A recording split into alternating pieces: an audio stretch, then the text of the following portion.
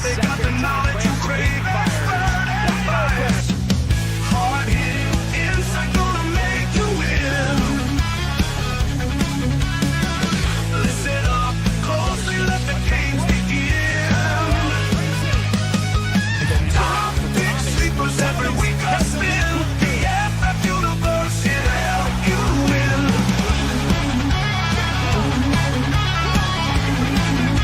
The fantasy football universe.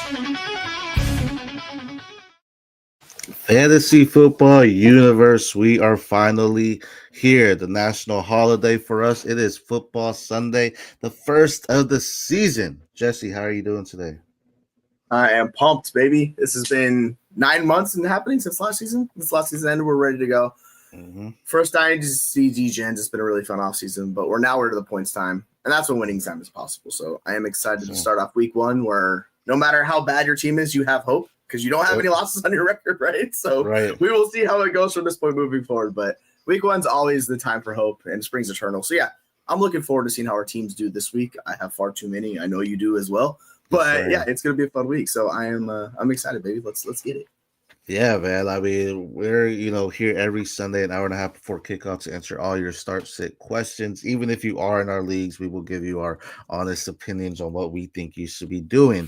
Now, I mean, this is exciting. We already have some questions from our Discord. Make sure you are joining that. A lot of knowledgeable people in there talking ball all the time. But yeah, I mean, this is where our, if we were talking about our high rookie picks, our first round picks, or maybe our sleepers in the third round. This is opportunity. Week one is the one where you take those flyer chances, you take those risks, to start those guys because we don't know. We don't know how these offenses will play out. We don't know what defenses will look like. Yes, we know what the players are and how they can adapt and attack, but at the same time, anything happens in football. And sometimes what we think is, treasure planet ends up being fool's gold, right? So very excited to start week one. Let's go into some of our Discord questions already. This one was brought in by our guy Dynasty Dog Mike there. JSN or Terry McLaurin half point PPR. Jesse, what are your thoughts there? So half pipe makes it a little bit more interesting just because JSN's a target magnet and could potentially lead the NFL in targets this year. There's really not much competition alongside him. On the flip side, you have Terry McLaurin in with one of the best young quarterbacks in the NFL, Jaden Daniels. They thrived in year one.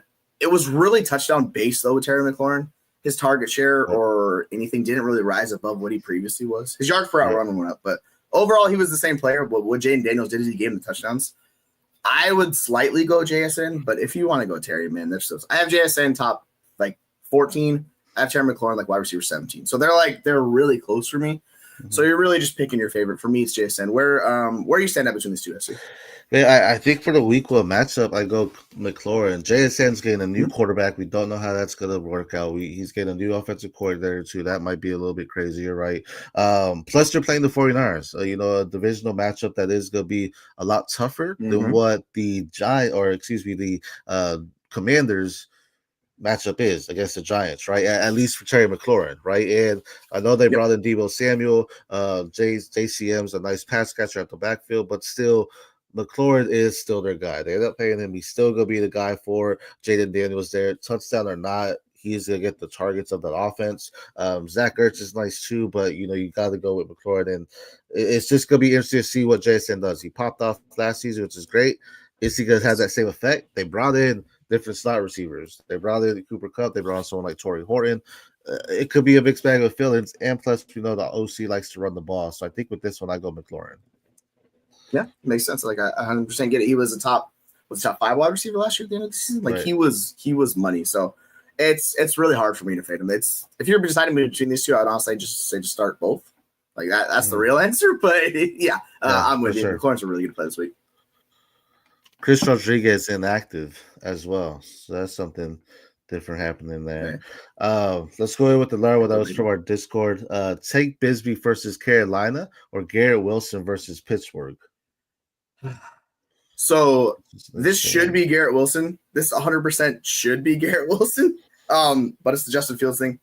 I like Tank Bigsby a lot. What you're counting on with Tank Bigsby to me is you need a touchdown for him because he's not a pass catcher. That's not where he's going. That's where ATN thrives. I don't know. I like both of these running backs for the Jaguars today. I don't know how their usage is going to shake out. Like if ETN ends up cutting into Bigsby's rushing share, that's where it really gets tricky for him. I think Wilson's the higher floor play, but it's just hard to hit the ceiling with him. So it's a little bit of diceiness. I'm still gonna go Garrett Wilson. I'll probably regret that because Garrett Wilson has burned us for what feels like 4 straight seasons at this point. But yeah, I do have Garrett Wilson just because I know he's going to get targets in that offense. Right. Even if it's not going to be 15, worst case, you're going to get like 6 targets. It's just how efficient can he be with Justin Fields? That's the $1 million question for him. Where you want Garrett Wilson or are you going to roll with Tank Like? No, you got to go with Garrett Wilson. He's going to be, again, the guy that gets peppered with the targets there.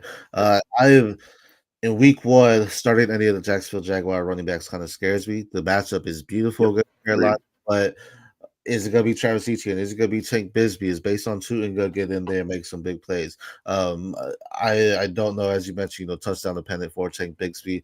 I'm kind of staying off the Jacksonville Jaguars backfield right now. I do like that there's going to be someone that pops out, but I want to see that if I have other options at this moment. So I'm going to pass on that one.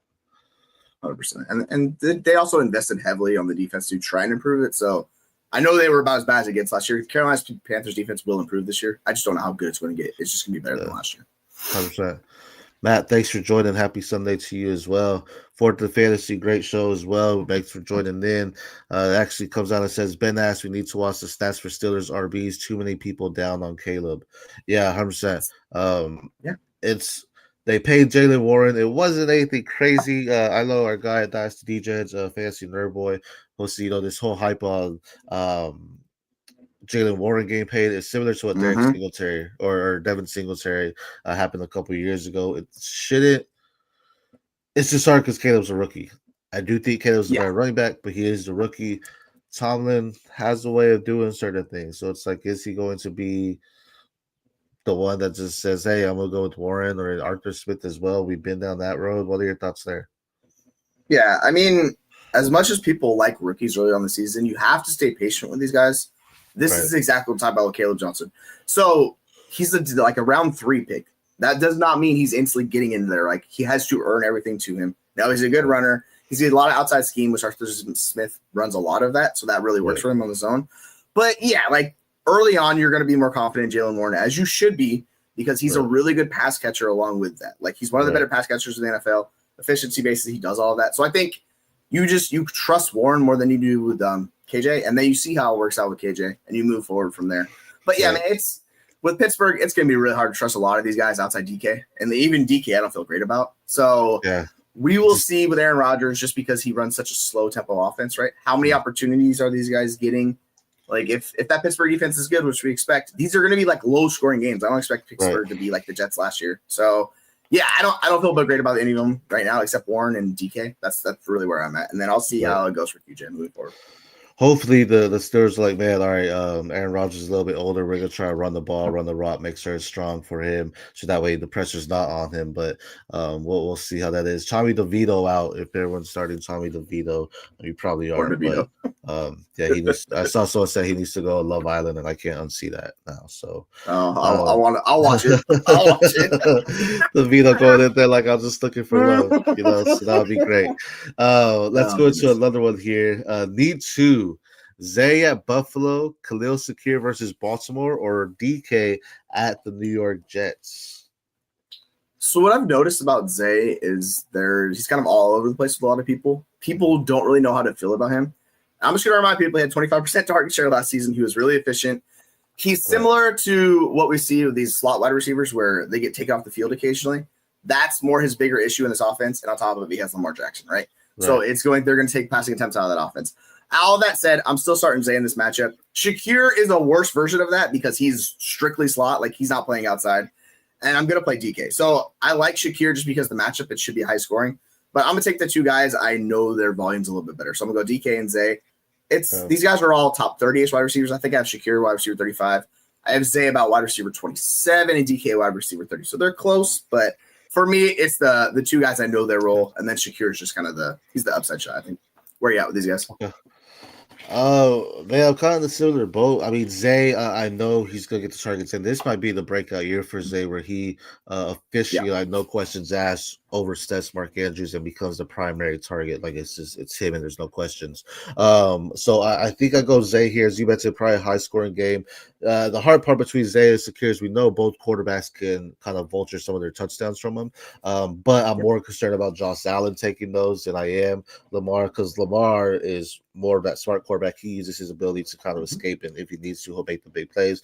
Josh Allen, sometimes they have the design plays for him to run. They do that for Lamar as well. But with that, Lamar has found that trust in his pass catching. I still feel we don't know secure. Keon Coleman, is he going to step up? Is it going to be the Dalton Kincaid year finally? James Cook is a nice pass catcher as well, where Derrick Henry is more of your pure runner, right? So Shakir kind of scares me in that regards. And then DK, as you mentioned earlier, just he sees one of the more safer bets. We know Aaron Rodgers likes to, pepper one wide receiver. It's likely going to be DK this year, unless it's Roman Wilson's year, but that's something we'll have to wait to see as well. Yeah, we'll see. I'll be surprised if you trust any other pass catcher besides DK in that offense, but sure. You never know with Aaron Rodgers. They might be forced in these situations where they're going to pass late in the game. That's going to work for Roman Wilson. Yeah, it's definitely going to be something crazy to see. But that's what, as we said, that's what week one is all about, seeing what these offenses will look like, what opposing defenses will look like, so we can better adjust and plan and go from there as well. Don't forget to drop all your start-sit questions in here. We are here to answer them all up until kickoff for y'all. And, week one is upon us, so it's very, very strong here. We have another one here. Jerome Ford or RJ Harvey? This one's... I'm a little bit skeptical about Ford. I know, they've been kind of talking him up a little bit. I much prefer Dylan Sampson if I'm starting in Cleveland Browns running back. I just think he's a better player overall. And Harvey, he's got Dobbins, but man, Dobbins is really what feels like. He feels like he's about 40 years old, even though he's not that age. But that's what it feels like it was happened to his body over the years of the NFL. So I'm starting Harvey. I know they're playing Titans. We'll see how that matchup goes. That interior is strong for them. But yeah, if it was Sampson, I think it would be closer for me, honestly. But I'm just gonna go Harvey and see where it goes for the rookie. I think he's gonna get enough volume where it'll offset any issues you have. Where are you going Harvey or are you going Ford? Harvey's at home. So that's the benefit. He's had time to practice there at Mile High, so that's good for him. I guess the Titans though, or Joe or Ford against Cincinnati. Mm-hmm. Man, yeah. I know Harvey's gonna be involved. I feel like they want him to be right to that J.K. Dobbins role. Ford has been, but as you mentioned, Dylan Sampson is the better runner. I feel like. I like the matchup for Harvey a little bit more. It's not. This is it. This is one of those tougher ones where hopefully this is your flex and not your starting RB, because I think that's a hard one. I think I had to lean Harvey in the matchup though on this one, because that's it's flipped because it's weird. The Browns game should be a shootout. The Titans game against the Broncos is probably not going to be that. It's going to be the opposite. So you're just counting on volume from Harvey, I think, if you're going with him.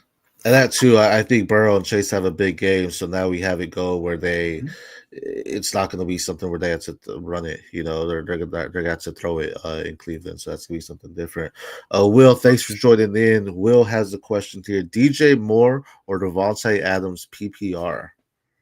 Now, you're talking to someone who loves Devontae Adams, so there is a severe bias in my Devontae Adams takes with this. He's the best wide receiver of this generation, like Devontae Adams is. I like DJ Moore a lot. My whole concern with DJ Moore is they have had Stockelganger behind him and Luther Burden. He does a lot of similar things that DJ Moore does. Romo Junze is actually the one that I would start if I'm starting a Bears wide receiver. Moore worries me a little bit. I just want to see how his usage plays out. But Caleb was awesome in the preseason, so there's hype with there. But Stafford's playing. I'm not worried about Adams. I think sometimes we overthink it. Adams was really good last year, particularly when he went to the Jets and sunned Garrett Wilson and was still the wide receiver one there, if everyone remembers this. He's got Stafford, the kingmaker, a wide receiver. So I think Adams finds the end zone and he's going to get enough touchdowns. I'm all in on the Rams offense this year. So, I will take Devontae Adams over DJ Moore.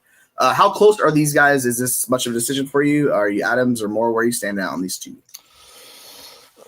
I always like starting a Monday night guy.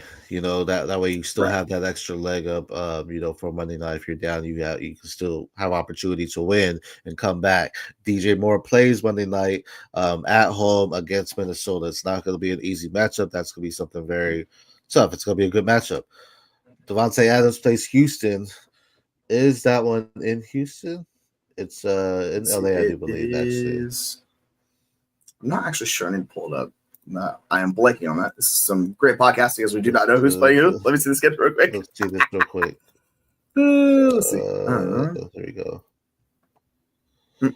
No, No, it's in LA. So there we go. Devontae Adams in LA, DJ Moore at home. The difference is we know what we're getting from Stafford. Stafford can feed the ball around. We know Puka Nacua is his guy, but Devontae Adams, as you meant, is one of the greater wide receivers of this time right now. DJ Moore, they added pass catchers here. They brought in Devontae Adams to add him. They added pass catchers to DJ Moore that was already there, as you mentioned. His doppelganger, Duke Roberta, and Colston Loveland.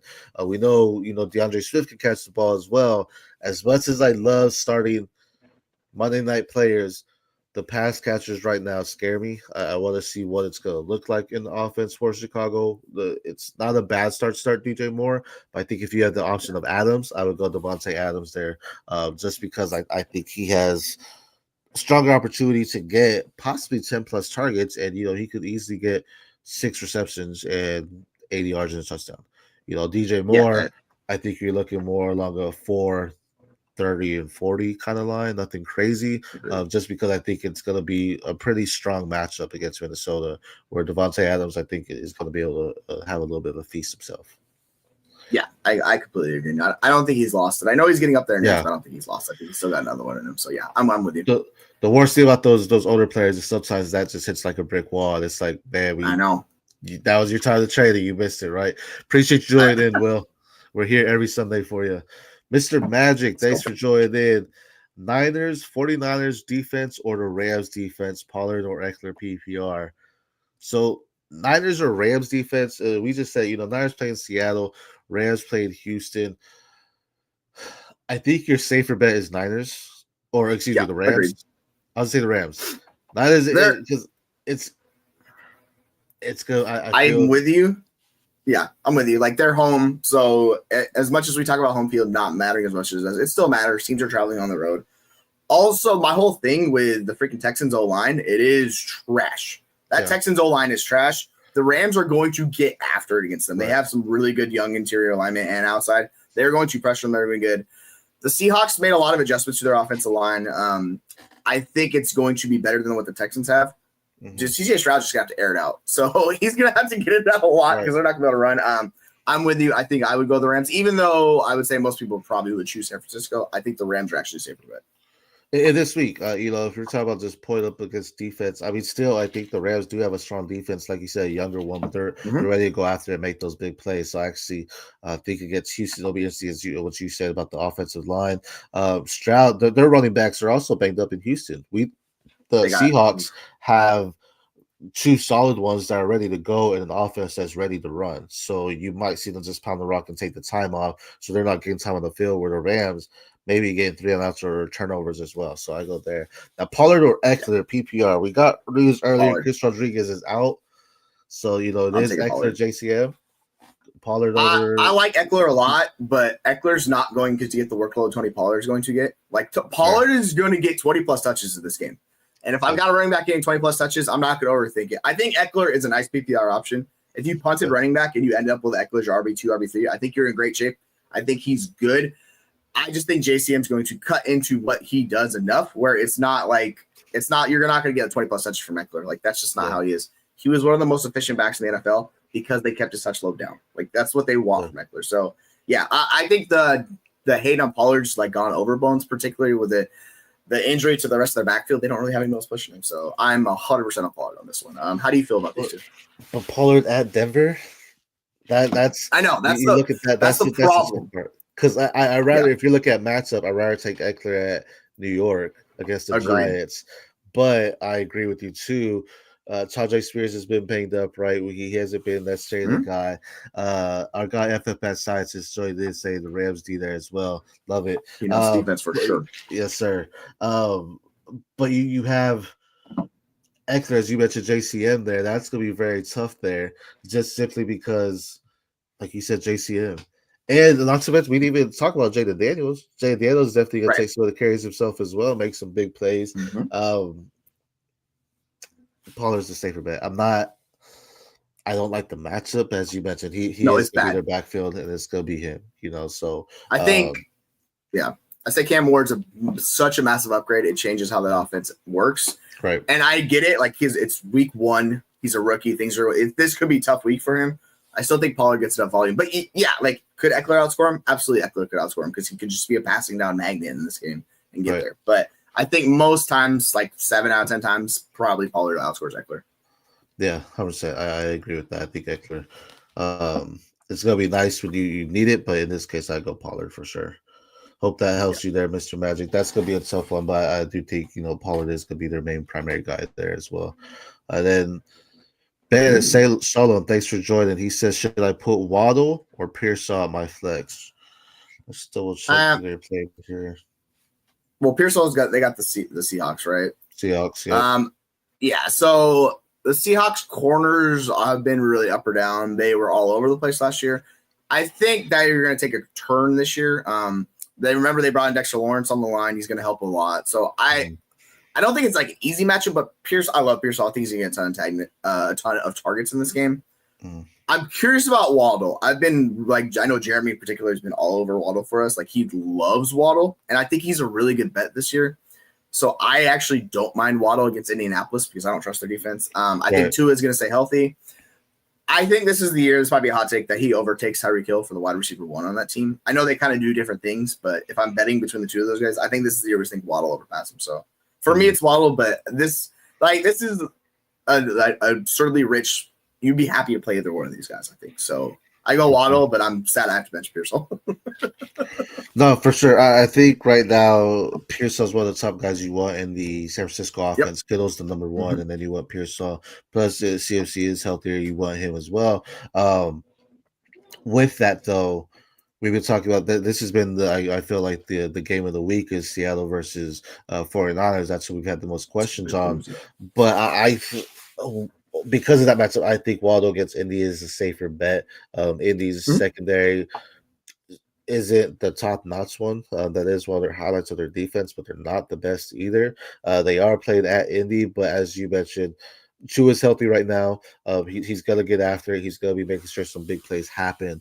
And Waddle's, going to be a big part. Not to mention Tyreek Hill has been in the news a little bit lately as well, so they may lead for that. Downfall there is, they also have Devin Austin there as well.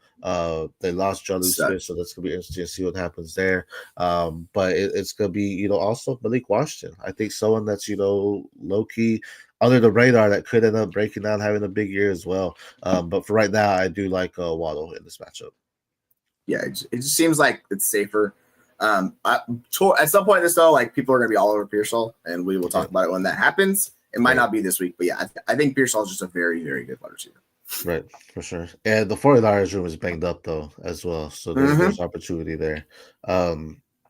Alex, thanks for joining in. Alex asks, pick 2 for my flex PPR league: Metcalf, Aaron Jones, and Pearsall. I'm choosing Aaron Jones. That's Aaron Jones under the radar, 1,500 yards that season. That's going to be a fun matchup. He's like what we talk about with Eckler, like efficiency. That's what Aaron Jones has been his entire career. He's obviously had a bigger workload throughout his entire career, where Eckler's kind of up and down. As long as Jones has that goal line work, I'm not worried about Aaron Jones from him. We will see if Jordan Mason chips into that or not. I don't think he's going to. But yeah, I'm playing Jones and I'm playing Pearsall. So this is what I meant when I like Pearsall a lot. I have him over Metcalf in my week 1 rankings. I'm going with Pearsall. It's very similar. I have Pearsall like wide receiver 26, right in that range. I kept trying to push Pearsall down because I kept putting him too high. So I had to fight myself with my rankings on him. That's just how much I like him. So for me, it's Jones and Pearsall. Which of these 2 wide receivers are you going with? Metcalf connecting with Rodgers, or are you going Pearsall with Purdy in Seattle? I know what Rodgers can do, but I want to see what Rodgers can do. I think I'm going Pearsall. I think it's safer with Purdy there. As I mentioned, Aaron Jones, you mentioned he's got the workload there. I'm not too sure about Jordan Mason. I know Jordan Mason's there, but he'll definitely eat into it. But I think Aaron Jones is still their guy, so I'm definitely happy with that. And then again, Pearsall. It's George Kittle and Ricky Pearsall right now, as their guys for that offense as far as pass catching weapons. So those targets are going to be there. So give me that. The Yeah, Steelers, Jennings is playing, but he's been kind of out this entire offseason battling that contract stuff, right? So I think it's gonna take Jennings a week or two to come back. Which kind of transitions into Ben's question about Ayuk and Pearsall and how it's going to impact them moving forward. So I'm with you on that. Where are you kind of at for Pearsall moving forward when Ayuk comes back? I know it's the first 4 weeks. He's going to be a little rusty, so it's probably like week 6 where he gets going.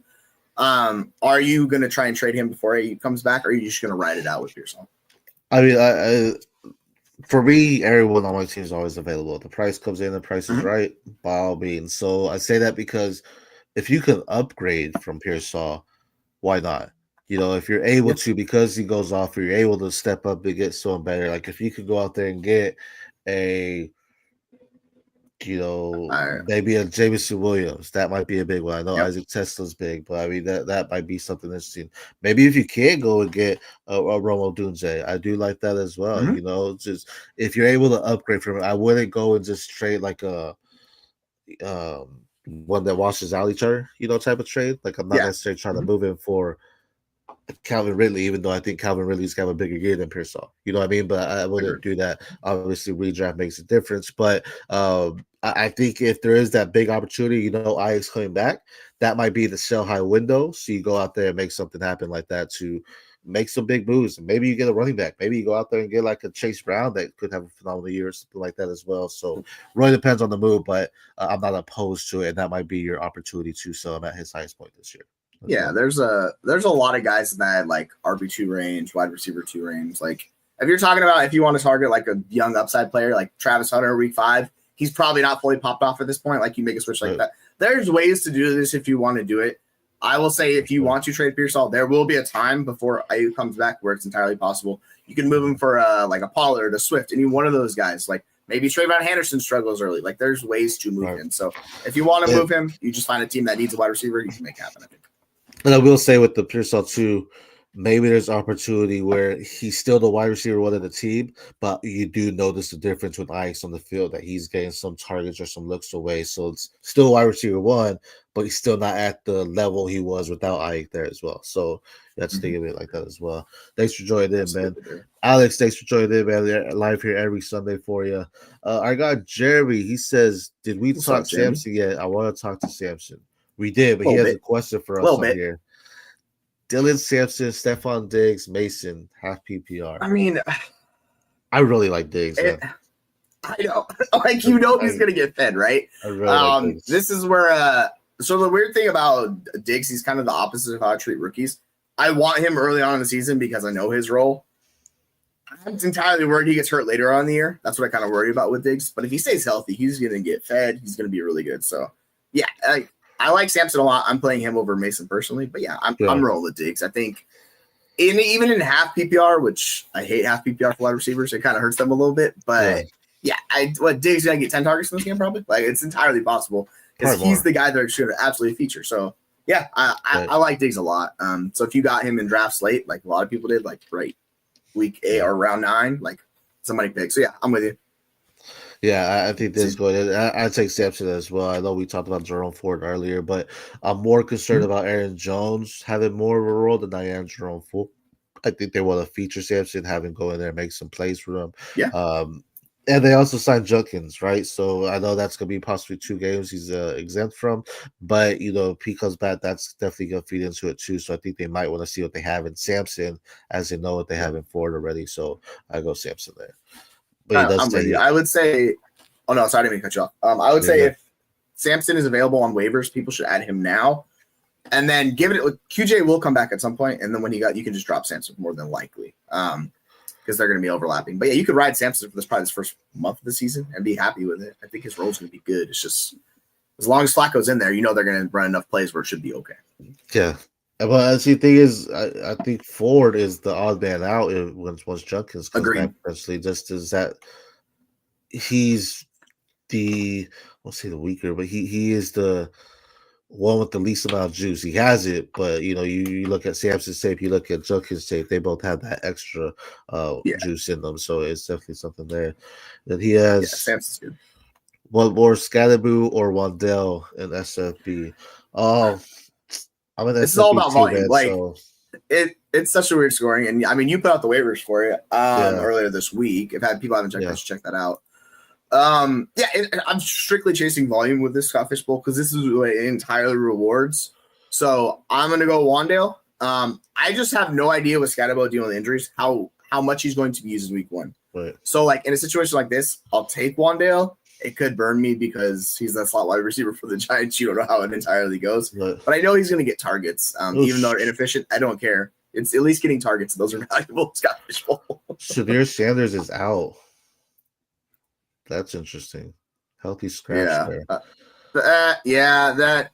So to hit on that, like they like Gabriel more, and that has been apparent ever since. So people should not be surprised to see Gabriel get his shot before Shador does. But yeah, like how long is Flacco going to be the QB there? We have no idea. It's Cleveland's a mess, man. It's a disaster. For SFB, I did say go pick up Dylan Gabriel as well because he looks like he's the clear backup, and we know Flacco's Yeah, he's gonna get a chance. This one, man, I think Wandale too. We know Neighbors is the guy, but who's the number 2? It's got to be Wandale. Definitely showed some talent last year, and he's been showing it since he's been in the league. Scatterboo.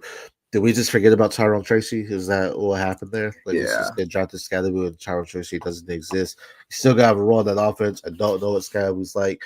Arizona State's hurting without Scatterboo, but the Giants weren't hurting without him last year. Tyrone Tracy looked good, so I think I hesitate on Scatterboo right now. I still go one down. But that's Jerry Jeudy. How do you guys feel about him as a wide receiver 2 in the 14-man league? Solid. I mean, 14-man, fantastic, a little deep, yeah. So so this is what I mean with Flacco. Like, he's not a good quarterback anymore, and I know like he kind of gets hyped up, but like he just gives you volume. And if you get a quarterback who's giving you a ton of passing volume and offense, that's a good thing for the wide receivers.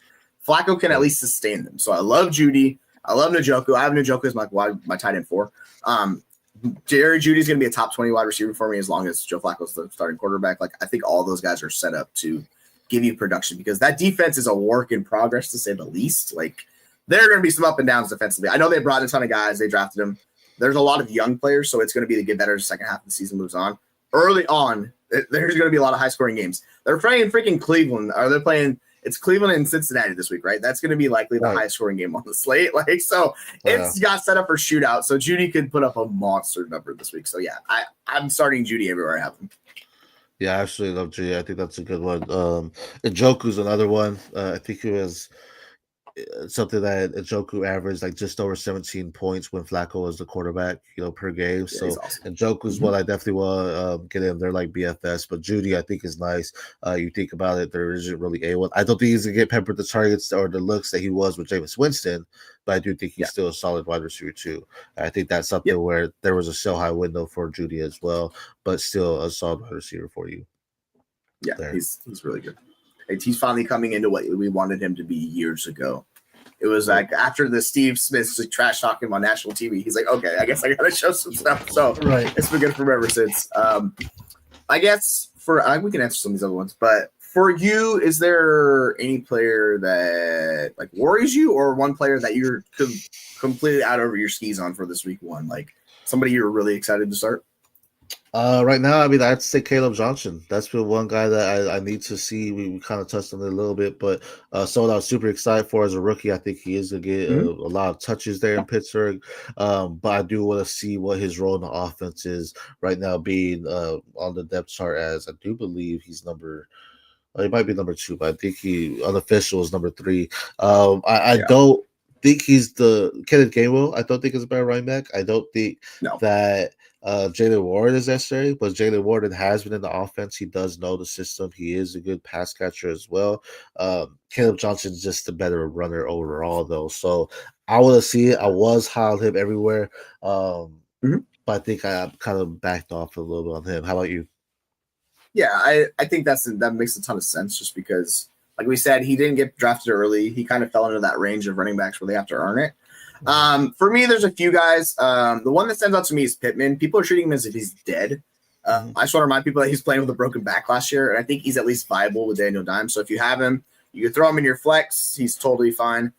The one I'm very curious to see is how Matthew Golden is used week 1.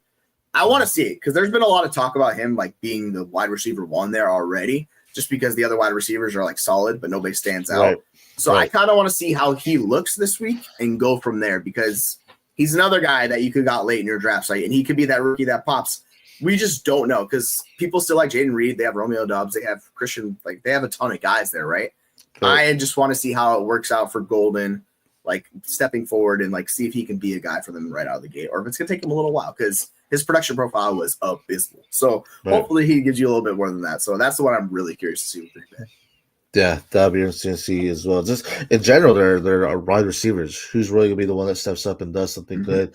I feel this is a year to smash Josh Jacobs if you can, because he's gonna. Yeah. As the eyeballs are on the wide receiver room, Josh Jacobs is still gonna be a top 12 running back. So I think that's something where if you can go out there and grab him because people are like, oh, they're gonna pass it more, go make that happen there as well. What about looking at something like a offense that has a premier wide receiver one, has a solid RB one of the most dynamic, explosive RBs that we've had in the last 5 years or so? What are you doing with New Orleans with Spencer Rattler? Are you in on Chris Olave? Are you in on Alvin Kamara? They lost their OC.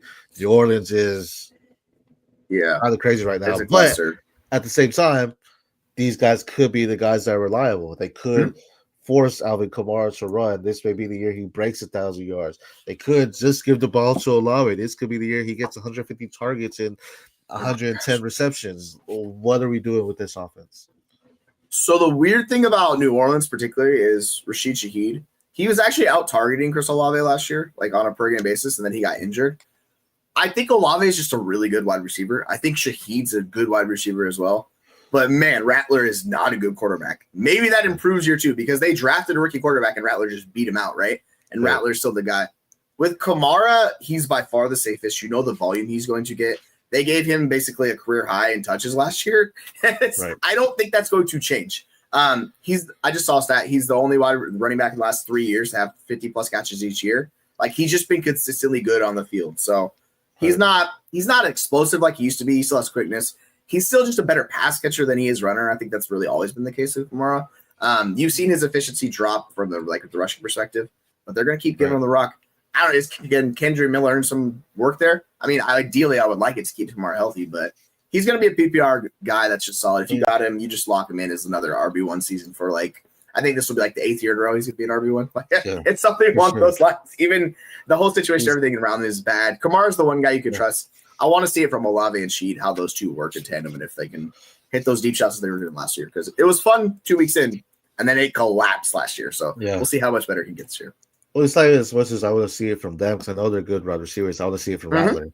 Can Rattler hit them? Because we know they're going to get opportunity to get open. We know they're going to make plays when the ball's in their hand. Can Rattler get to them is going to be the biggest point. To your point about Kamara, I 100% agree. Kendrick Miller is Kendrick Miller. I mean, it's not nothing crazy to be a part of. But at that point as well, you do have someone like Devin Neal, where if he is healthy, I do like that. His opportunity to get some there as well. But yeah, that's gonna be a fun offense to look at. Is Juwan Johnson gonna be something reliable with the young quarterback like Rattler? Is he gonna be the tight end one for the team and just dominate there as well? Jeremy asked, Jameson Williams, wide receiver 1 season. Are you guys on board? Or are you ready to be wrong? Man, go ahead. No, you go take this one. It's fine. I do like Tesla. I know they paid Jameson Williams, but it's kind of like they paid him and he hasn't had that year to really tell me this is it yet. You know what I mean? So I like what I've seen in Tesla. Amon Ra is obviously the guy there. They have Laporta, have Jamar Gibbs. Well, the offense is fed. Wide receiver, he's not going to overstep Amon Ra. I just don't think that's going to happen. Is he going to be a top 20 wide receiver?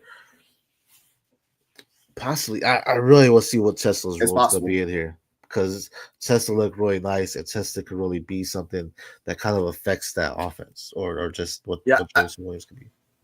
I'm with you. I think what Tesla does is he gives them a capable wide receiver 3. They have not had that for years. Yeah. They have had guys just running routes, just being decoys. Really, they've been trying to bring that in. They just sent away Tim Patrick because he's just cooked at this point. I think what he does is when they attack their guys and they like them, they've hit at an insanely high rate. It seems like they're going to hit again with Tesla because everything about him is good. My thing on James Williams is I know people talk about him like Deshaun Jackson. He's kind of similar to that. He's just an explosive freak. So you don't need a million touches from him. You don't need him to be Amon-Ra. He's getting 150 targets a season. If he just increases, because last year he took a step forward and clearly looked way better than the tight end rooms, right? And that's the thing that I was waiting for, because when he came out as a rookie, I had him as like a top 3 wide receiver. I was like, dude, this tape is legit. Can he like be that guy we hope for? Right. He is showing that he's a knucklehead, but he's one of the most talented just players with a ball in his hand. So yeah, top 20. I think he was 23 and like wide receiver 23 in points per game basis last year. He can get there. It's going to be tough just because, like we talk about, they still feature the running backs heavily. Like that's part of the other thing with that team. They do not pass it at an insanely high rate. Like they like to use their running backs. So right, it's hard to make the math work for him to get a wide receiver 1 season in there. He's gonna have to have a ton of touchdowns. Like that's what it's gonna have to come to. Can he do it? Yeah, I think he can do it. Am I betting on it? No, but I think he can bump up from what we saw last year, because if you watch that team play, he was the guy that really opened up a lot of things for them. They're probably going to try to expand his role a little bit, but yeah, Tesla can chip in. I think there's room for all 3 of those guys to do their thing. My entire concern's been the tight end room the last like year and a half. I think Laporta's been overvalued, and I think he's going to be overvalued again. And to Jeremy's point with like 58 catches, yeah, like there's room for that. I don't know how many catches. Can he get to 70? Maybe. Like he's probably not going to get to 90 though, just because he's the type of guy that's going to house some calls. It's going to be just what it is. So yeah, I'm excited to see it. So Jeremy has turned me back into a Jameson believer from what I was when he came out of college. So I've gone full circle, Jameson Williams. I'm not mad at it. Yeah, like there's gonna be room for growth there.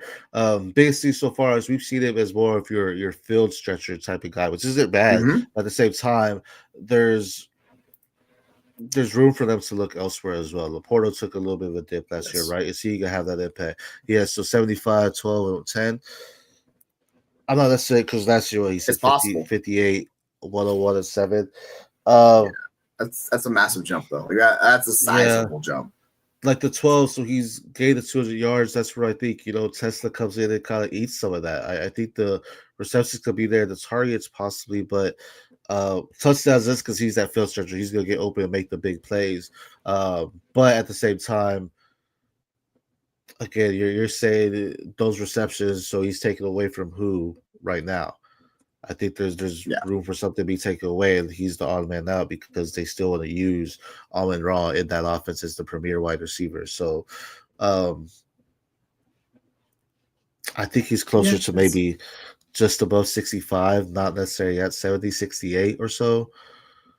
I think maybe 75 is probably around peak range for him. Like everything has to go right if that happens. Because you're talking, he had like 91 targets last year, like averaged out, he missed 2 games, it was like 103. If you push into 120, 130 target range, like that's how you get there. That's a big jump, because he would go from a 19% target share up to like 23, 24% target share. And then that's a really concentrated offense, right? With Amon-Ra getting his like 27%. So it's just the numbers and math get really hard when you have 2 wide receivers that are elite options that you're counting on. It's just really hard. It hits somewhere else. So Laporta is basically have to just fall on his face for that to happen. Right, for sure. See, Kmart, thanks for joining. He says Jacoby Myers or Swift in a flex full PPR.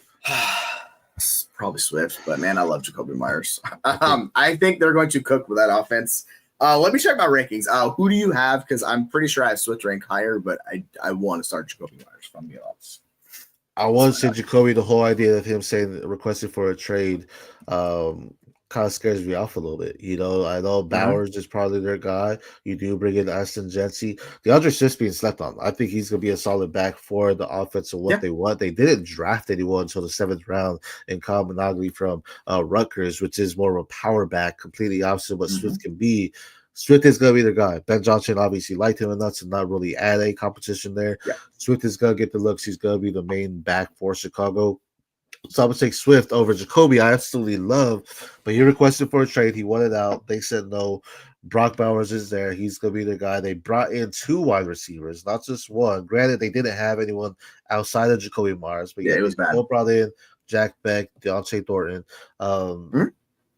I think Swift, there's no one in the backfield to compete with him. Jacoby definitely has competition at targets.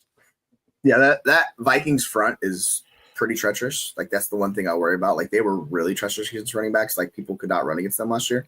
I think it's going to regress a little bit.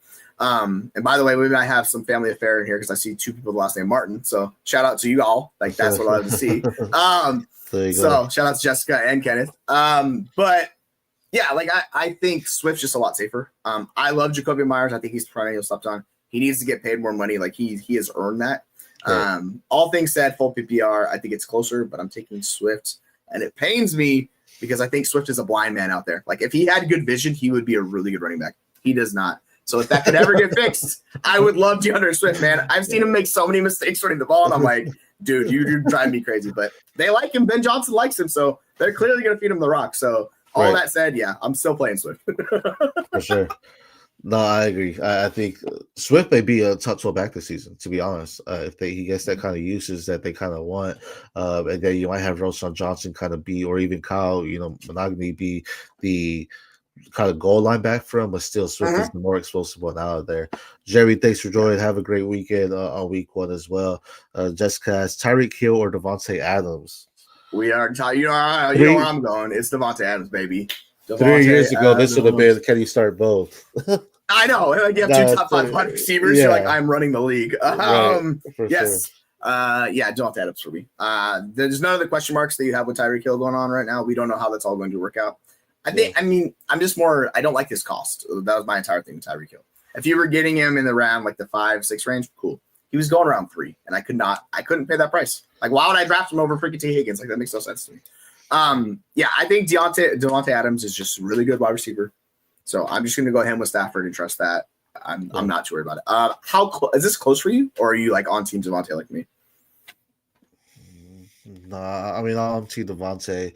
I do like Hill. I think people are necessarily sleeping. Hill still, Tua was hurt last year. That was a big part of him taking that dip. It was brutal. Hill was banged up as well. When Tua's on the field, there really is no question that Tyreek Hill is a wide receiver 1.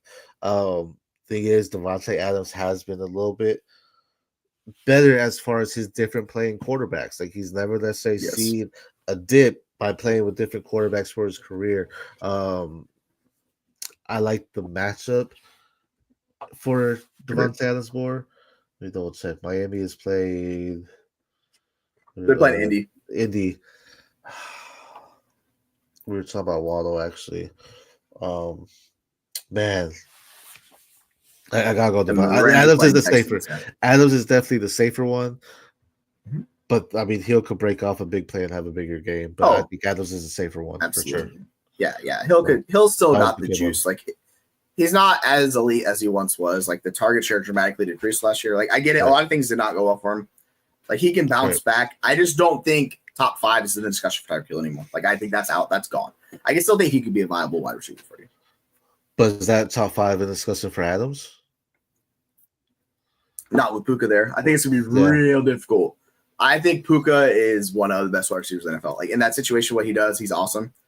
The way Adams gets in the top 12 is the touchdowns. He's the cure to their like passing game touchdowns. That's what Devontae Adams is. Like he's a touchdown maker. So I think he can get in the top 12, but it's going to be tough for him too, just because you have 2 top 12, like we talked about earlier, right? So it's anytime you have 2 wide receivers top 12, it's so hard to support that. It rarely happens. You need a touchdown. You need a wide receiver or quarterback to go. Stafford did a few years ago, 40+ touchdowns to really make the discussion. Because like we saw it with Higgins and Chase last year, but it's really rare, man. It's really rare. Right.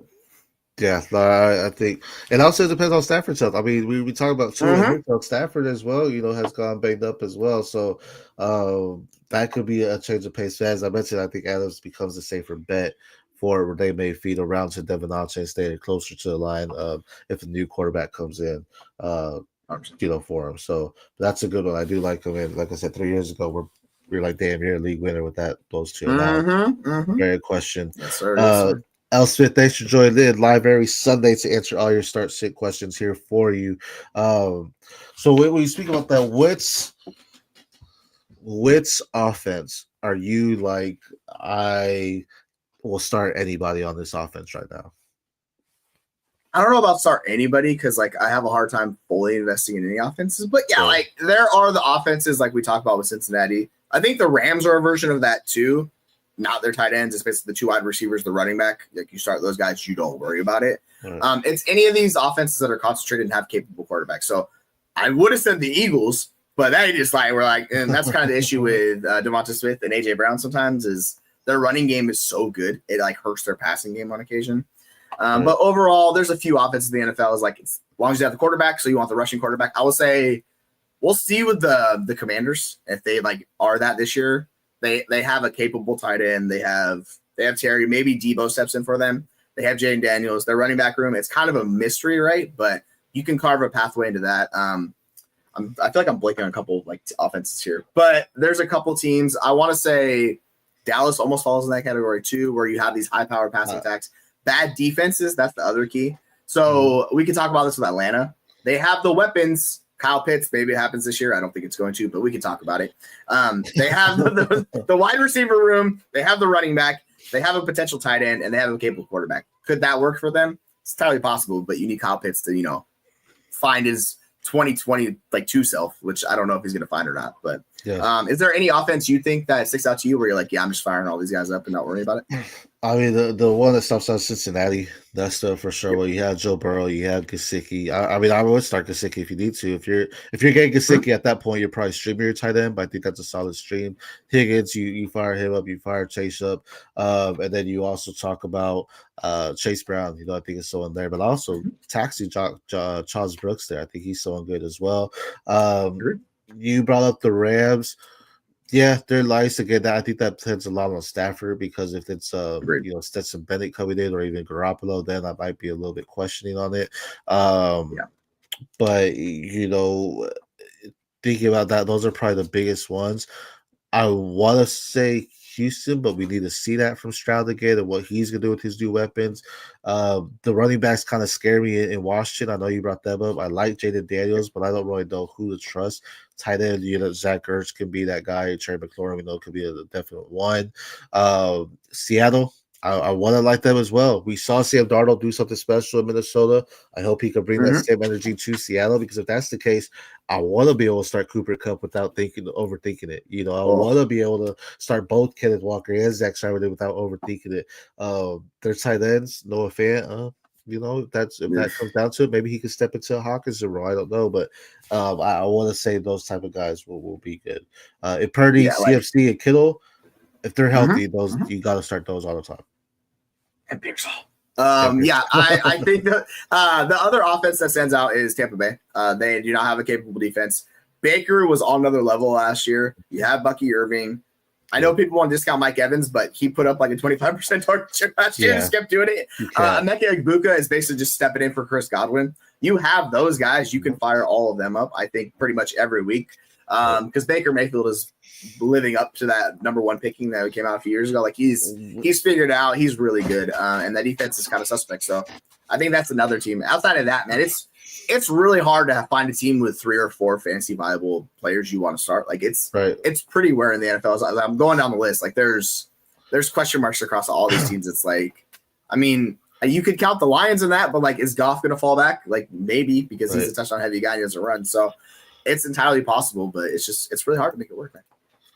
Yeah, and with that, I think with the offense, I had on the waivers too, Ches Johnson with Jada McMillan out, and then you also have Chris Godwin out. Ches Johnson may have a slight role in that offense as well, but I agree that's an offense you could probably fire all around as well. Mr. Magic asks us, Rams D or Jets D? I don't want to trust the Jets defense. I do not want to trust the Jets defense. Like I know they're playing Pittsburgh, but I don't even want to do that, man. Like that, I'm just not touching it. I'm going Rams. Where are you guys? You interested in starting the Jets defense, or are you going Rams? No, I was just say I'm not leaning towards the Jets. Rams, we talked about a little bit earlier. Typically, when you're starting defenses, sacks matter, even points. Might be a bigger scoring game in Houston, but the Rams should be able to get a couple sacks this week, just with the pressure they will have against a weaker offensive line in Houston as well. Like they could make it work against that Rodgers, but I'm worried about that defense. L. Smith does that start 1 full PPR. Cortland Sutton, Debo, Krosky, Barrett, Harvey, Caleb Johnson, Rose. Start 1. That's tough. That's a tough. solid bench. Yeah. I think it's It's more than likely Harvey or Rome or Sutton for me. I'm going to check my rankings because I want to actually go based off of what I have, but I'm going to stall for a second when I look because I need to check. Yeah. So Harvey's there. It might be Harvey, actually. Yeah, I think it is. Yeah, it's Sutton. I have Sutton the highest, Harvey the second highest, and Rome the third. So I guess I'm going with Sutton, even though Tennessee, we'll see. So Sutton for me. I think you can't go wrong with any of those three. How does this look for you? Are you making the case for Debo or Crosby Barrett or like Caleb Johnson, or would you go with one of the other three? In week one, the only person I trust in Commanders' offense is Terry McLaurin. As far as weapons, obviously trust Jaden Daniels. I want to see what Crosby Barrett's role is. Don't sleep on Eckler, man. Eckler's very solid. You can probably get him at a lower cost so you can't get other running backs. And he could possibly be so that gets consistently 10, 12 fantasy points a week for you. So I want to see what Crosby Barrett does. Debo, I do like him. I know they brought in Jalen Lane. They also have McCaffrey there as well. I want to see what they're going to use Debo as. Terry McLaurin is going to be the wide receiver one for the team. Caleb Johnson, we already talked about him. I want to see what that backfield looks like. I do love him. If I knew Caleb Johnson was the one, I'm starting him over everyone. Romo Dunjay. I have high hopes for him this season, but I do need to see it first because maybe they keep going to DJ Moore as their one. Maybe Burden has a bigger role than we want, and it's what we wanted Odunje's role to be. So leaves Harvey and Sutton. I think I gotta lean Harvey here. I like the match some more against the front seven in Denver than I do Sutton against Denver's secondary. Plus, with them bringing in Harvey, he's a pass catching running back. So I know they signed Sutton. That's something that's going to be big for Bo Nix, but I do believe they may try to lean towards staying close to the chest and not as deep as Sutton would take it as well. 100%. Yeah, I think Sutton gives you that shot because he's a downfield threat, like especially I know they have Mims as that, but like it's a different type of downfield ability, right? So yeah, I'm with you. I think Harvey's pretty safe. I'd be happy to start either one of those two. Yeah. I have Sutton slightly over, but if you want to go Harvey, go Harvey. I think he's a good pick. Elspeth, I think he was talking about the offenses to fire up. Yeah, yep. I mean, that's one of them as well, the Lions. I mean, and that goes two running backs there, in Detroit there. So, Jerry, thanks for joining in. Ask us, RJ, Harvey, Ollie, or Sutton. We kind of answered this unless you have Ollie over any of them. No, definitely not. I like Achan's still playing, so like why I don't even know why Ollie would be in the discussion, to tell you the truth. Like these are RB2. Like I just don't know how he's used. So yeah, he's well below these two. But Ollie is a great hold. Don't necessarily drop him because if Archie goes down, Ollie goes all the way up, and you might end up starting him at that point over there. 100%. I think if that's a different discussion, then I would be tempted to start him this week. Yep, agreed. Yeah. He says, I'm leading Sutton because who knows how good Harvey actually is, but excited to see how Harvey does throughout the year. Yeah, for sure. I mean, Sutton's probably the safer bet there for sure. Because he's got it. He has chemistry with Bo Nix there as well. So it'll be nice. That's not bad start. So I do like Sutton there as well. So yeah, that's kind of what my default answer is too. Like it's a toss up between those two. The projections, everything comes out really close. So you're splitting hairs between the two. You can make the case for either one. Yeah, if you're worried about Harvey for this week, just play Sutton. Like you kind of are telling us your answer as we go through it, right? So just go with what you got. You trust it because at the end of the day, it's going to be your call. So you want to be happy and not regret and worried like the other guy goes off because that's the worst feeling when you let somebody else talk you do it and then you're like, damn it, I should have known it, right? So just go with what you think is going to work. I think that's a good pick for sure. Sometimes you gotta play your gut because sometimes your gut's right and you're overthinking your gut. It's just like just start them. Get it. End of the day, have fun. It's week one. Benefit is right now it's week one, so all of our thoughts on it is like you're going in there. There is time to recuperate. So if you start to run, guys, you see it. There's time to do it. If this was week 10, week 11, we're getting to the playoffs.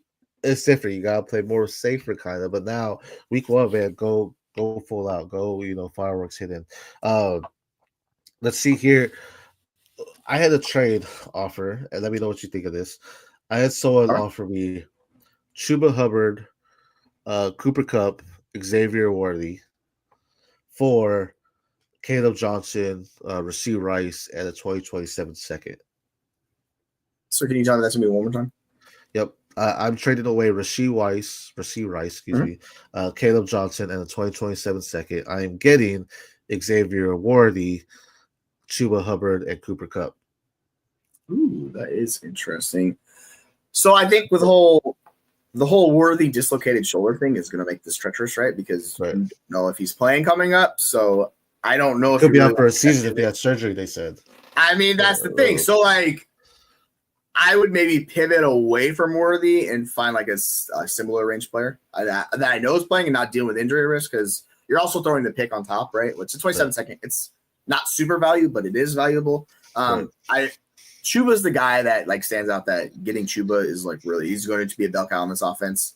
Yeah. He wasn't super efficient, so I don't know if he's going to be pushing 300 plus touches, but he's going to be good. That offense is going to teach the running backs what to do. So yeah, I don't mind that move if like, you know, you're moving off of Rashee Rice and all the issues with him, right? So he's higher valued, but yeah, I think Worthy's a good young player.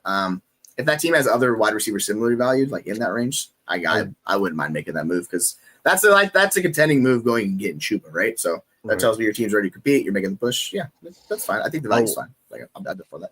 I was trying to get Zay Flowers or Odunze. I'm closer to getting Zay than I am. Yeah, I think you could swap Zay in there. I don't think that shouldn't be an issue. I don't think they would have them. Or if they'll give you Odunze, they'll give you Odunze. Like just be like, with the injury, let's swap this out to one of these guys that's healthy, because I don't want to do that.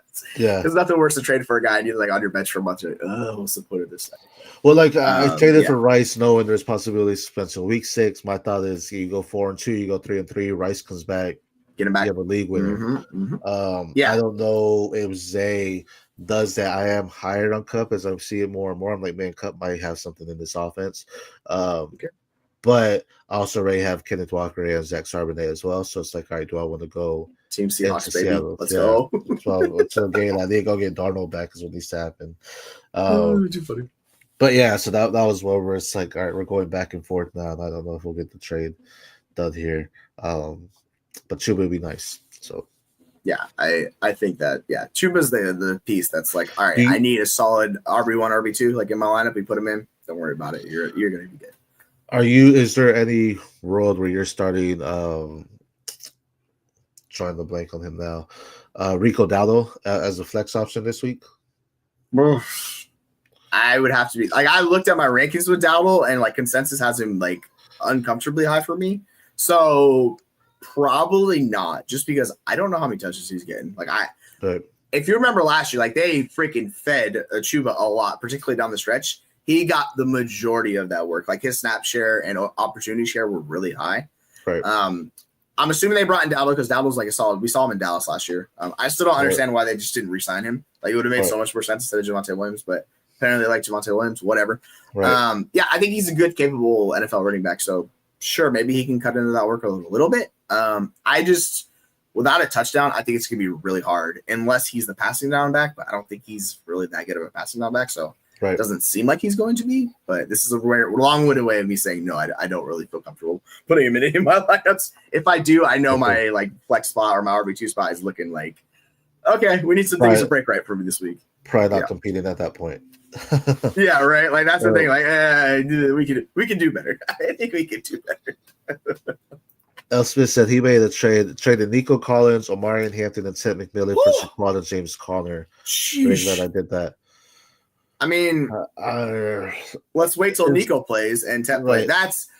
Is this redraft or dynasty? Because if this, you could sell me on redraft, like I understand it, but man, Hampton. Okay, so the thing with Hampton is the peripherals on his workload are fantastic.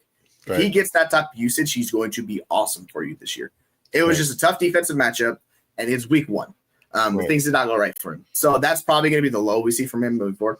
So, yeah, you feel good because Saquon did his thing, right? You need James Conner to stay healthy. But that's 2 older running backs that injuries are prevalent. So, yes, I'm glad it worked out for you week 1. We'll see what happens because Nico Collins I have his top 5 wide receiver. Like, I love Nico Collins. I think he was hurt last year, too. So he's healthy. Exactly. It's a guy with injuries. Okay, it's redraft, so it's a little bit. It's not all right. A little bit better. A lot better. Yeah. I hear you because like Saquon's a freaking stud. He's going to be at worst case RB5 on the season. Like unless there's injury, like it's really hard for him to be lower than that. Who are your other wide receivers, Sid? Right, because this is like you're trading Nico Collins. You got him in round 1 or round 2, probably. Well, Tet was probably around 6 where you drafted him. Like, you definitely gave up some serious capital. So I don't mind it, and I have like the dynasty brain thing. I kind of need to check it a little bit going on. But yeah, like James Conner he's just gonna keep doing it, right? So it's tough. It's tough. If Connor and Barkley are healthy, I would have them over Hampton. If they play the full workload, get it done, I think that even if Hampton gets what he's projected, I still think Connor and Hampton or Connor and Barkley are over Hampton. So the key part is who are your other wide receivers, because you lost two ones that are going to be the ones for their team. Mhm. So unless you have other ones, I might have gone with the wide receivers. I mean, I guess it goes into half PPR, full PPR as well, because that could make a big difference there Yeah, too. right. Makes a bit of difference. Yeah, I'm but- with you on the I have Hampton over Connor, but it's like similar. Like they're close Yeah. enough between the two of them. So yeah, it's basically like you gave up Nico and Tet for Saquon and Hampton for Connor, kind of McMillan. Like that's kind of how I'm viewing this one. So I don't mind it that way.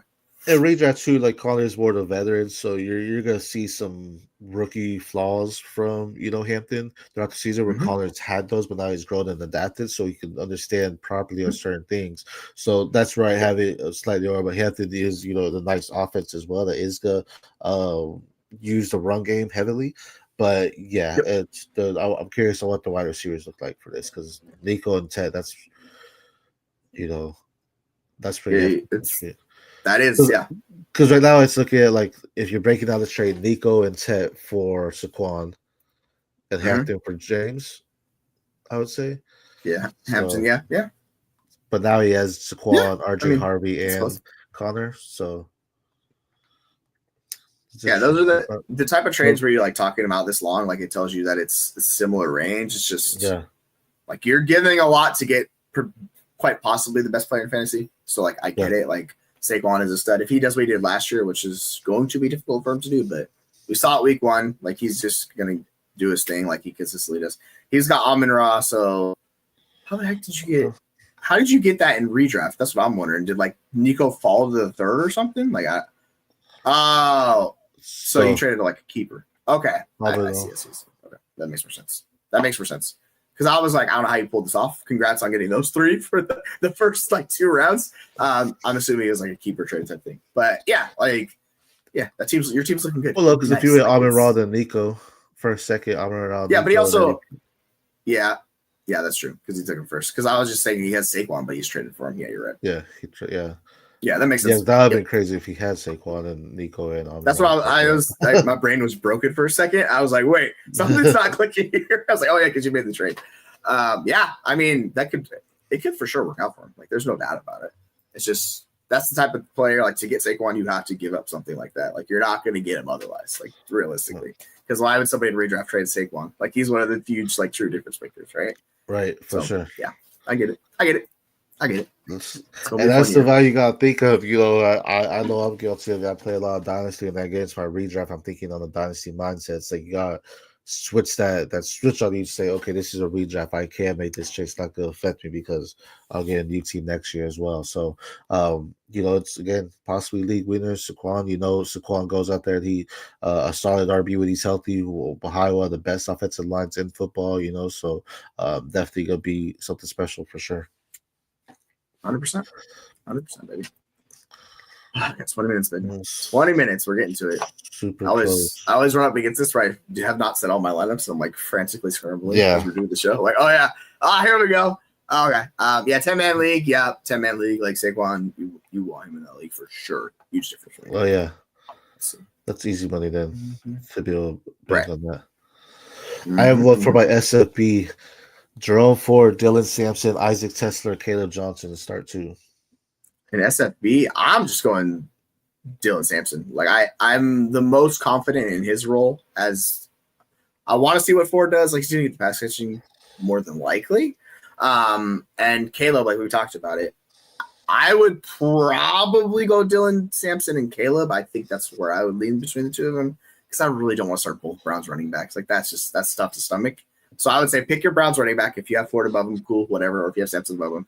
And then I would go Caleb. I like Tesla, but this is where we talk about the numbers. Like it's really hard to make those numbers work on there. So I want to see what he does in week 1, how they feature him, if he gets looks or if it's more he's just like a piece of that offense. So that's kind of where I'm at. What do you think here? I have Ford and Johnson in right now. I like Sampson too, but I just didn't see it. I think I'd be more disappointed if I start Sampson. He doesn't do if Ford becomes Mhm. the guy, or if I bench Yeah. Samson and he does it, I'd be like, all right, well, now I know. But Caleb too, like I want to start both Brown running backs. Caleb, it just doesn't make sense. Like, why is this guy RB3 on the depth chart? I don't understand that logic at all. It should throw teams off, Mhm. but I think he's gonna be the guy there. He has to be. Yeah, I think so as well. He should be fine. I think the hate's maybe got a little bit too far, but yeah, we'll see how it goes. It's early. He wasn't drafted super high, so like he falls in that range where, like we said, he's got to prove it. So maybe he proves it week one, and we move forward. And we're good with Caleb. You know what I'm saying? That could entirely be possible. Oh yeah, I say that as I'm starting Adam Thielen and Charbonnet over Caleb, but You're like, I'm excited. gosh. I'm excited for the Seahawks offense. I hope they go out there and do some work. Definitely like a marking I am as well. type It's role. right. I think it's going to be a very fun year, one way or the other. It's going to be really stressful to be a Seahawks fan just because it's going to be chaos, but should be fun. I just need Darnold to step up in the pocket and not just get destroyed. Can he do that? Still TBD. We will see. Right. Do you think so? Yeah. As I'm starting Kenneth and Charbonnet, is there any other backfield, Jamar Gibbs and Monty, any other backfields that you're like, I'm okay starting both running backs as well? I know we talked about Washington. I don't mind the case, but that's pushing it out a little bit. You're pushing farther, right? So you would have to have completely punted the running back, right? Like if you're looking at other running back, it gets real tough for me. Like I guess you could make the case for Denver if you want to go Dobbins as kind of like the RB3 in that offense, and then just kind of make it work. But yeah, Henderson, Stevenson, maybe because they've been talking up Stevenson's a lot, but I just don't know how Stevenson finds the fantasy volume in that. Outside of that, though, man, like Jaguars with both of those running backs, ETN through the air, freaking Bigsby on the ground. And then we talked about with the Vikings, right? Mason and Aaron Jones, I think. Unless there's an offense I'm missing, I don't know. But I think those are the ones that come to mind. Would you do like Nick Chubb and like Woody Marks or Damian Pierce? Dude, those guys, it's going to be so gross. I'm going to have a hard time with that running game. Yeah, like it's kind of the same thought process as goes in that offense, but the O-line is so bad. Nick Chubb was super, just not even close to the same player he was. And my whole thing with Woody Marks, Darius is still there. I don't know how much of that passing down volume he's going to get. That's the thing. And I'm starting Woody Marks in the league. That's just like I'm punting the league, whatever. We'll see how it goes. But I still want him to do good, right? So yeah. Wants to be the RB1. Yeah. So we will see how that goes. I'm really worried about Houston in week one. I think they're going to have to pass it maybe like 40 times against this Rams defense because I think that's how it's going to go. Because I don't see how they're going to generate any push up front, and they're going to rely on Nick Chubb or freaking Damian Pierce, who could come back to life this year. It's just it's a cluster there. That running back room just scares me more than anyone in the NFL. Like I really just don't want to touch it if I don't have to. That's where I'm at. What about do you think we're gonna get to a point where we're starting Hampton and Najee? We could, but if that's the case, like Hampton's upside is shot. Like you're not getting that RB1 you drafted, right? So there are like Pittsburgh was like this last year with Najee and Jalen Warren. Like you could play both of them, and it was fine for the most part. But yeah, it's just really hard. So if that does happen, then it's not possible. Najee did almost nothing in week one. Right. It's going to need to grow. Like his role is going to need to grow, and maybe it does because Harbaugh likes him and trusts him. But I don't know. What I saw in week one is it seems like it's just Najee's backfield. You can set it and forget it. We'll see moving forward if that changes just because, it was week one. Maybe they see things from Najee they like better and they go from there. But I would have a hard time seeing that since he's the rookie, he's the young guy, he gives you everything you need. But it's entirely possible. Like, do you think there's a pathway for Najee to get down there and be like a flex level running back? Man, the way Herbert was balling too, I don't know. Right. I think you don't want to necessarily trade him at this point. I think it's a solid cut because you know what the offense could bring. Can it be both of them at the same time? It's very hard because they're very similar. Hampton's better in space, right? To get those plays. Najee can be a bulker. If Najee goes back to his rookie year, he had let me pull it up. I don't know off the top. I feel like he had receptions was the biggest. Yeah, he was like RB3 that year because he got so much volume and passing game too. 74 receptions. So 94 targets, 74 receptions. And then it That's just dropped, which crazy. I don't understand Mhm. what Pittsburgh, they just said, no, we're not going to do this because 94, 53, 38, 48. So if Najee gets back to his receiving type of role, which he showed he can, now we're talking about I can start them both because now it's saying, hey, we're not the same runners because they could run the same type of route. But I think Hampton's always going to get more yards just because he knows how to go in the open field and how to break those tackles. Where Najee's going to try to run through the guy, not necessarily juke him or anything like that. But now, if you're having Najee open up the pass catching, now we can even see both of them on the field at the same time. Where it may be a play action going into Hampton, but then they're going to pass it out wide to Najee Harris, and he's going to break out some big yards. So if he comes around, he had one reception, one target, one reception this past week. If he comes around and does something, then that's where it's like, all right, now I'm trusting. But until then, Hampton looks like the guy. I do like Najee. I'm trading for him. I think he's a great back. But at the same time, we need to see him get more on those targets. Like I don't understand why it dropped. That was a big piece in their offense.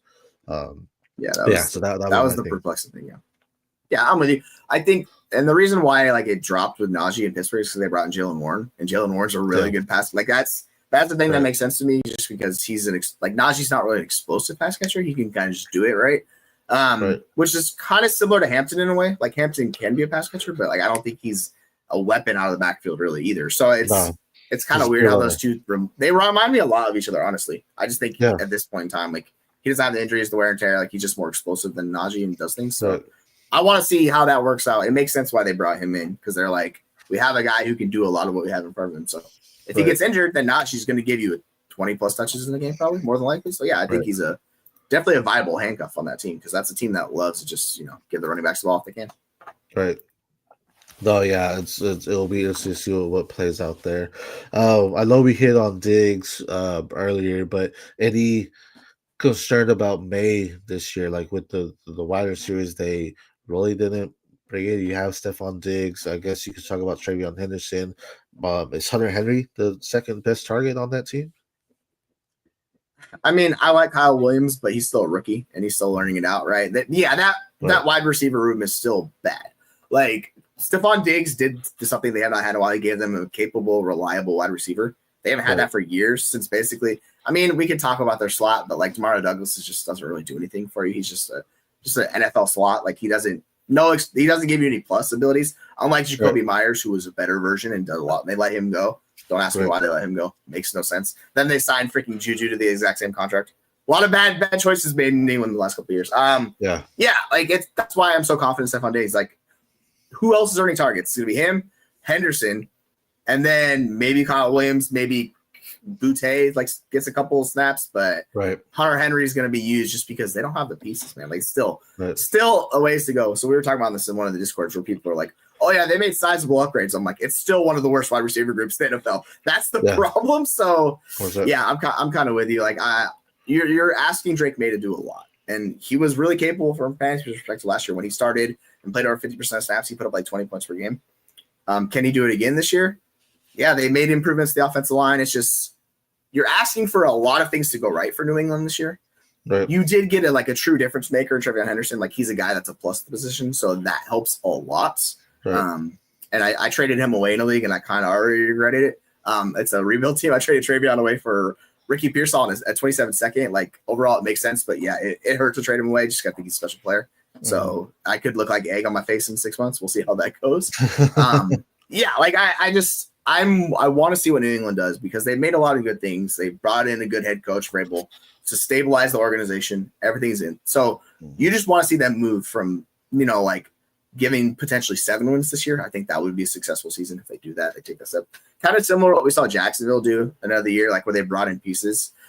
It did not work entirely, but they took a step forward. And that's kind of what you're hoping New England does this year, year 2 with Drake May. So it's just like keep moving forward, see how that goes. Could it work out? I think it could. Where are you at with them? Do you think like they're going to be a decent team, or are you still worried about them overall? We're talking about New England, right? Yeah. I think they're going to be decent. I don't know if they're getting in the playoffs. I think they're still missing Yeah. weapons. I do like Henderson there, but Ramondre, he might be the early down back, and Henderson might be the change of pace guy, which is okay. I mean, I think Henderson is someone that less is more for him. The less opportunity, the more he's going to do for the team. Diggs is a solid wide receiver, but as you mentioned, there's no really other weapons there for him. Javon Baker, I believe, got cut, if I'm not mistaken, or he's at least on the practice squad. Yeah, he did. Point. So I know the goal needs to be bringing another wide receiver opposite Diggs. Diggs is also coming off injury. I do like him, though. As you mentioned, he's going to be the one that's peppered with targets, but that is concerning knowing he had an ACL, if I'm not mistaken, injury. So it's going to be, okay, what are you going to do? How are you going to bounce back? Are you still going to be able to move the same with that same amount of speed there? If that's the case, awesome. Drake May's going to be there. But as an overall team, I don't. They're not a playoff team. I don't think it's gonna be scary. They're gonna be playing from behind. The reason why I like Diggs, right? Yeah. And I just don't think the defense is the same as it was in years past. I do like Christian Gonzalez there, but he also banged up with injuries here and there. So it'll be interesting overall. Diggs is the only one I feel confident starting. Drake May and Superflex as well. But yeah, I still hesitant on everything else there right now. Harrison has a lot of value. I'm 100% with you. Yes, he does. I know you're high on Ricky Pearsall, so I get traded for that, but Henderson could get you some good value. Yeah, it could for sure burn me. Like I knew that going in. I'm just higher on consensus than Pearsall. So when I was like telling people about the trade, they're like, "Oh, I don't like it." I'm like, "Listen, like Pearsall's kind of like my guy," so I went out and like I made that work. But if someone asked me that my thoughts on that trade on another team, I would just tell them to keep Henderson. I know kind of how it is. So I know like I like both these players a lot. I think they're very good. But yeah, Henderson, he's already like RB8 in Dynasty. There's a pathway for him to be a top 4 or 5 back really easily in New England, just because if it breaks right for him, he could just be getting a ton of valuable work, high value touches on that offense, and just being a guy that's giving you, I'm not saying Alvin Kamara, but similar to what Alvin Kamara has done throughout his career, like that way to being a valuable player.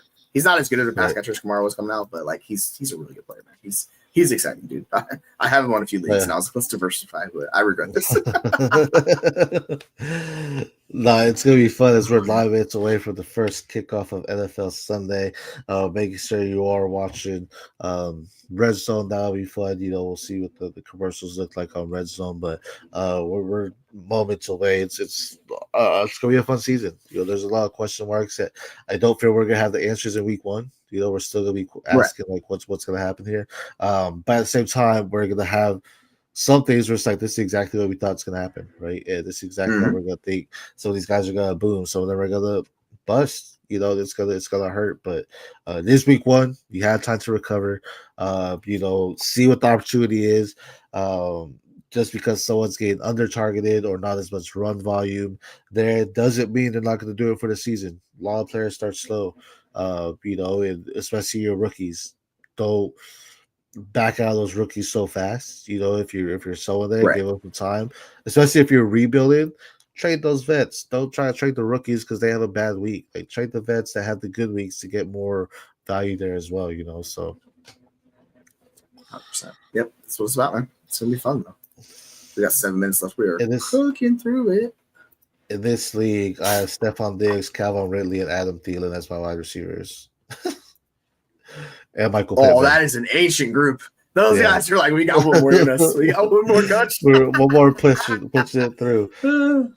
I do like Thielen with Anderson suspended. It'll be interesting to see what his role is when Anderson comes back. Yeah, I think I've debated, like, on one of my teams, I have like between Thielen or Debo as like my flex 3 or 4 on that team, and I'm like, I've gone back or forth. Like, it's so close. I've changed out like 8 times. I'm like, I'm just gonna leave it at Thielen and not worry about it because I think he's going to like get the pathway to touches. But yeah, that's one of those ones where it's like, man, I don't know. Like, I just keep showing back and forth with these guys. So screw it. Let's just leave it. For sure. I guess he was traded with JJM in the offseason as well, so that's very interesting. Hopefully these guys. It reminds me of like what Keenan Allen came in and did. I'm not saying he's going to do that, but he can find his way into a ton of targets in that offense, right? Because they're not afraid to like let that air it out. And we know they're not going to. They like to run it, but not a ton. Like, they like to pass in Minnesota. So yeah, I think he's set up. It's just I want to see JJM moving forward, how he looks. That's what I'm curious about.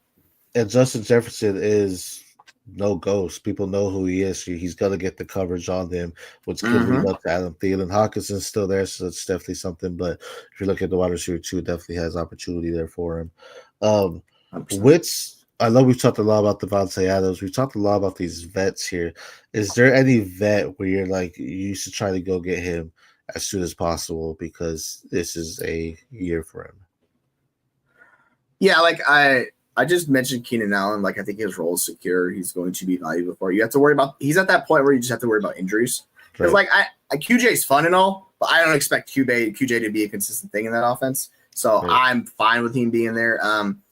If you need the short term, like you talked about, I think Thielen's a good one. If people are down on Mike Evans or any one of those, kind of like the older vets that are people just pushing down due to age, I think those guys are good buys for your team.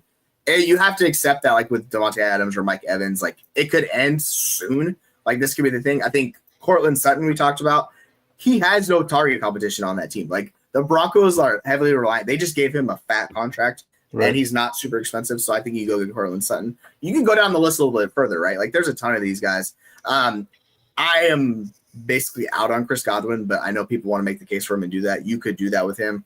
I'm not touching him personally, but I would much rather get Calvin Ridley. I think Calvin Ridley is similar to Cortland Sutton. He's going to play downfield. He's the wide receiver one. No competition on the team at all. Good young quarterback. Like I think he has a pathway to the top 12 season. Like I think it's entirely possible.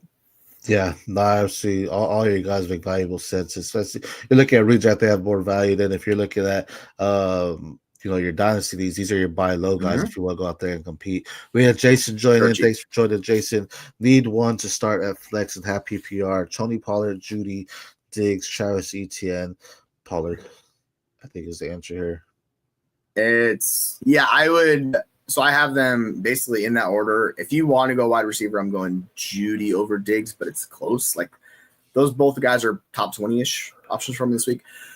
If you're worried about the matchup, I will say, and you don't want to deal with the going against the Broncos front seven and all that fun stuff, I think you can easily talk yourself into Judy. I think projection wise, Pollard comes out for the most just because his volume. But yeah, are you going Pollard? Is that where you at on this one? Yeah, Pollard. I think I had Diggs over Judy though. But I had Pollard. We talked about him at the beginning of the show that he's gonna get the workload. He's the main guy. There's no competition in that backfield for him. He may see 15, 20 touches this game. Judy, I'd rather start Njoku if I'm starting a pass catcher. With Diggs, as we just alluded to, there's no one really there for him against him. So there's opportunity for Diggs to go out there and shine. Etienne. Agreed. I love Travis Etienne. He could definitely fit into a Bucky Irvin role, but starting right now, week one, the backfield scares me to start any of them. Two in Bigsby, Etienne. If I am going to lead one, I want to start Etienne, but it could end up going up our face. I think Pollard's your safest bet, but also someone that has a high ceiling for you this week. Yeah, I have my highest ranked player is Judy, but yeah, I like Pollard. I think he's good. Excuse me, a good play this week. So yeah, I'm with you on that. And your flex, that's a solid flex. Either any of those down the line too. So yeah, you got good options. You could talk yourself into all of them popping off this week. Yeah, that's kind of the thing we want to see, right? So it's exciting. 3 minutes, folks. 3 minutes. Don't forget your lineup to start them. And we have been here for we're going on 90 minutes. If you are still here with us, we thank you.